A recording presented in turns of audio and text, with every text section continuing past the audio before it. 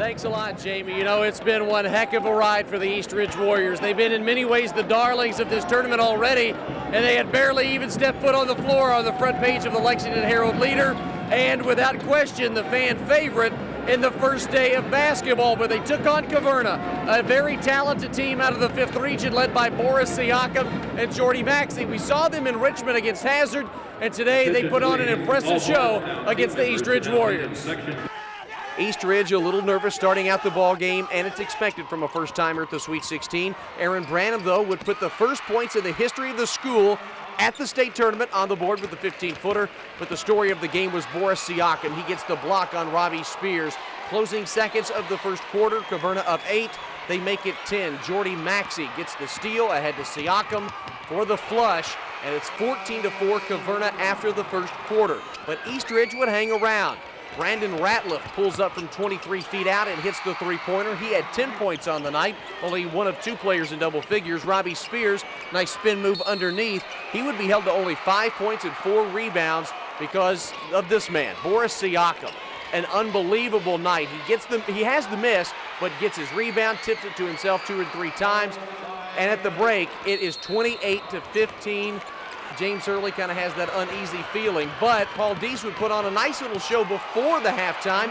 He gets the up and under move there. Deese finished with 7 points, but then the rest of the ball game pretty much belonged to Siakam, the monster jam. But Aaron Branham would once again keep East Ridge in, and here he hits the floater. He led the Warriors with 13 points on the night, but this game, as we said, belonged to Siakam and Caverna. They win it 57-41. We did good. As a team, we just kept match up with them athletically. The big guy in the middle they had, there wasn't nothing you could do about him. You know, it could have got ugly, Brian. They were making a strong run. They were up 20 plus at one point. When I called the timeout, I told our guys, if you want to quit and be embarrassed, then go ahead and quit, and we'll be embarrassed with young kids. But if you want to battle back and try to make a game out of this, then let's dig in, let's get to work. And our kids will not quit. This shows so much character about these kids, how much heart and guts they have, and they just would not quit playing hard. So East Ridge falls 57-41 in their first ever trip to Rupp Arena, but when you consider that Elkhorn City, Feds Creek, and Millard combined for only 2 region titles in more than 75 years of basketball, the future certainly looks bright for East Ridge. Reporting from Rupp Arena in downtown Lexington, Ryan Milam, Mountain Sports. The talk surrounding the first day of the tournament wasn't necessarily defending state champion Mason County playing Wayne County to start the tournament. It was East Ridge making their first appearance at the Boys Sweet 16 in only their 2nd year of existence. Millard, Feds Creek, and Elkhorn City consolidated to make East Ridge just 2 years ago, and between those 3 schools, they had only appeared at the Sweet 16 on 2 occasions in more than 75 years of basketball. The team the Warriors would play was Caverna, making their first trip since 1979 when they beat Clay County 89-85 in the opening round. Aaron Branham started the scoring for East Ridge, getting the first basket in Warrior basketball history at the Sweet 16 with this 15-footer, but Caverna dominated nearly every aspect of the game, out-rebounding the Warriors 40-19 and holding East Ridge to just 33% shooting in the first half. The story of the game, Boris Siakam, the foreign exchange student from Cameroon in Africa, did nearly anything he wanted on both sides of the floor. He finished with 17 points, 18 rebounds, and several jaw-dropping dunks. We did good. As a team, we just kept match up with them athletically. The big guy in the middle they had, there wasn't nothing you could do about him. And the big guy, I mean, we were boxing out, and he was athletic and stuff. It was hardly nothing to do with him, you know. I mean, we were boxing him out good, but it felt like he was coming over back a couple times. But I mean, he's just an athlete, and we really didn't have nobody like size advantage to step up and help. But I think Robbie Spears, you know, did a good job on him. He could have done a lot more damage to us. To East Ridge's credit, they stayed close enough to keep the score respectable. Aaron Branham led East Ridge with 13 points, while Brandon Ratliff contributed 10. Paul Deese added 7, but the size advantage was too much to overcome, as well as the early game nerves, as Caverna won 57-41. I think it showed. We were pretty bad. You know, the rim's probably very small. You know, the ball was going through our hands. We missed a lot of layups. You know, I told our guys, we make some layups and some easy 4- and 5-foot jumpers that we typically hit. This is a different ball game at halftime. And you can't dig holes against good athletic teams, and that's what happened. We dug a hole, and you know, we just couldn't get out of it. Well, Rockcastle County met Pleasure Ridge Park, and on paper, PRP looked to dominate the Rockets, but Clayton Cash's ball club stayed in it the entire way thanks to some pinpoint shooting by 2 of their top guards. The nerves of a young team and the sheer power of PRP's superior athletes took its toll early on the Rock as the Panthers jumped out to a 10-2 lead. Aaron Cash kept the Rockets in it from the outside, and with 6'10" Terrence Farley patrolling the paint for the Panthers, that's where most of Rock's shots would come from, outside. PRP led by as many as 16 in the first half as the Panthers shot 50% in the opening 16 minutes. But in the final 3 minutes of the first half, the Rockets went on a run. Cash from the outside, Blake Roberts, and more Cash. That trimmed the lead to just 5, 33-28 at the break. They was in a little bit of foul trouble there, and they had some of their key guys out. You know, bottom line is that, you know, when we went on a run, we made a few shots, and when we got behind more in the second half, we just throw the ball away and get shots. And Rock finished a 15-2 run with this Blake Roberts one-handed rocket off the window, and it was 33-30 PRP. But the 6th region champions made a run of their own. A 13-4 sprint over the next 2.5 minutes pushed the lead back to 12, 46-34. But once again, Clayton Cash's team refused to give up, and they regrouped, made one last push. Colby Brown, he hit his only 3-pointer of the game, and Roberts and Cash combined for 36. But PRP's enormous height advantage would be the X factor as Rock fell 69-55. these kids work together, and you got to, for us, for the numbers we got, you know, you have to get out there and do it as a team. And you know, we got a good player in there, you know, but you know, the Roberts kid played great today, you know, and he's going to be back next year, and we just got to get out and work hard and try to get back here another year. Well, that brings us to Perry County Central and Morgan County. For the 73rd time in the history of the Sweet 16, two mountain schools squared off, and neither team had ever won at the Sweet 16, so somebody was going to leave a winner. Morgan County had been waiting more than 83 years to get to the state tournament, and their record crowd of more than 5,000 proved it. Perry Central knew how to get to Rupp Arena, but they had come up empty in 1997, 1998, and 2000.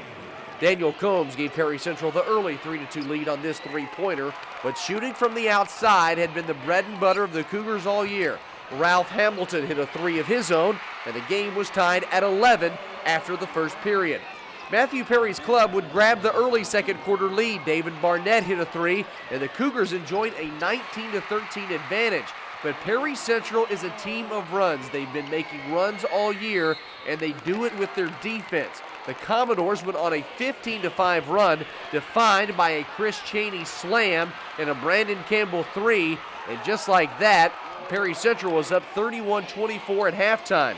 But that would mark only the beginning of what was to come, as Perry Central would force 23 turnovers. Daniel Combs led the way with 15 points. Chris Chaney had a double-double with 12 points and 10 rebounds, and Al Holland Jr. finished with 11. David Barnett and Andy Lewis led the scoring for the Pride of West Liberty, but they fell to Perry Central 66-45, and the tempo is what was the deciding factor. Oh yeah, well, 50% of our shots come from behind the arc and so, and as the saying goes, we live and die by the three, and tonight we died by it. But at the same time, they did a good job forcing us to put up some quick shots that really cost in the end.